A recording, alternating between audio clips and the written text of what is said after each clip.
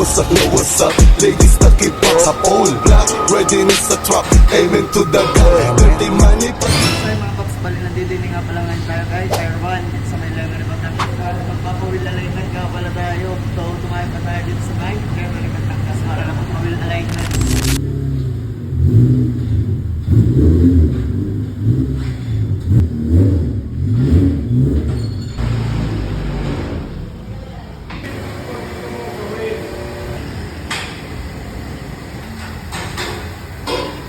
Mga paps, bali, nakasampa na pala dito si Uno. Isang concern ko dito mga paps is, mas unang nauubos yung nasa loob. Actually, ito nga, ito, ayan o. Palitin na talaga itong gulong natin kasi ito, pudpud na ito eh.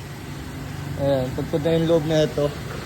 Kasi ito din sa harap, ganun din. So, matakaw siya sa gulong. So, kailangan natin pa wheel alignment at dito nga tayo magpapa-wheel alignment sa Tier 1. Kasi alam ko, kita ko yung mga reviews dito. Ang maganda ng mga reviews dito. So, kumbaga solid silang gumawa dito. So, ayan.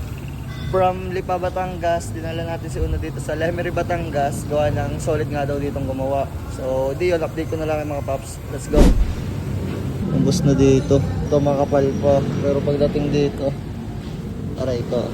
Yung rack and pinion bushing, may alog na. Okay. Kaya ngayon, hindi natin niya maaalay. Yun lang. So, kailangan ko muna ipaayos yung ano, no?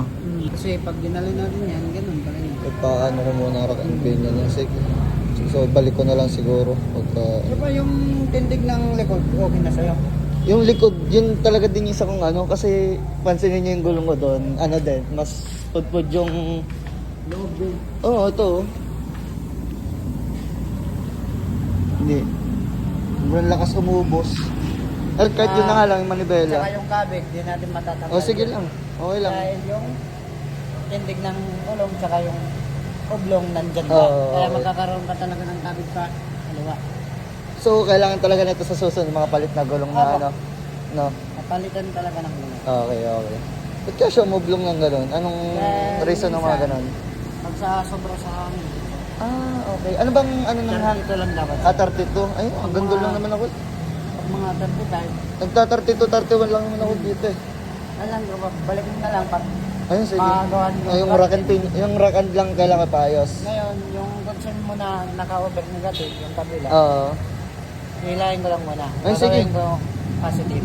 Sige. Tindig talaga. Balik kung ano na lang ko yung magawa sa, kung alam mong pwedeng magawa dito, habang sira pa yung rack and pin ako. Oo. Yun na, sige, kuya, ikaw lang bala. Huwag mo na lang tatagalin. Para pasok sa Okay. warranty. Okay, sige. Paayos ko na lang dito. Mag-warranty naman yan. Okay.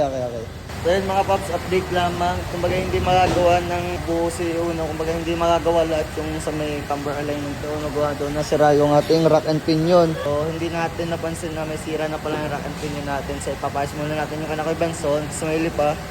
Then ibabalik natin dito kay Tier 1. So may magagawa naman dito. Kumbaga yung papantayin yung sa may manibela. Tapos eto naman likod magagawan din to ng paraan kasi hindi na nga pantay yung kain ng gulong niya. So ayan mga paps, ilagyan na ng ganare. Hindi ko alam kung ano bagang tawag sa mga garne. Tapos ang gulong daw natin pala mga paps sa harap ay oblong na. So kailangan natin magpalit ng gulong. So LF sponsor ng gulong mga paps. Ayan. Sponsoran nyo naman lang ng gulong mga paps. Kasay din sa bulsa ang gulong. Tapos 4 pa. Gusto ko kasi lahat palitan na kumbaga pare-parehas ng brand. Dahil magkaibang brand yan sa harap at sa likod. Aray ko. Ayan mga paps, bala may mga mags din pala sila dito. Ayan, mga gulong. Siyempre, Tier 1 eh. Kaya nga Tier 1 eh. No? So ayan, ang kaganda ng mags. Sarap pumili dito. Gusto kong mag-canvas dito. Ito, mukhang bagay ito kay Uno mo. Ayan, kung kayo naghahanap ng mga Tarzan mags. Ayan, dito lang yan sa Lemery, Batangas. Ito, tabing daan lang, kaya madaling hanapin eh. Papuntang bayan. Doon yung Robinson.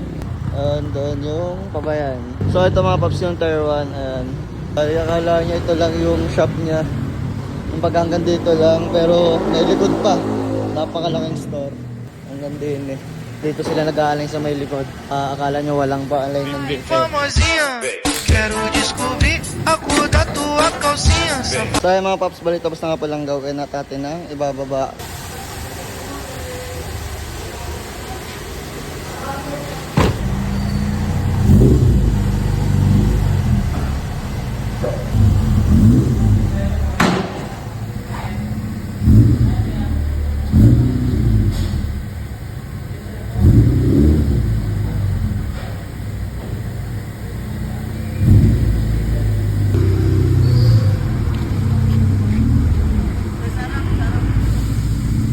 ayan mga paps, so, tapos na kasi Uno. At ito na si Uno, inintay na lang natin yung resibo.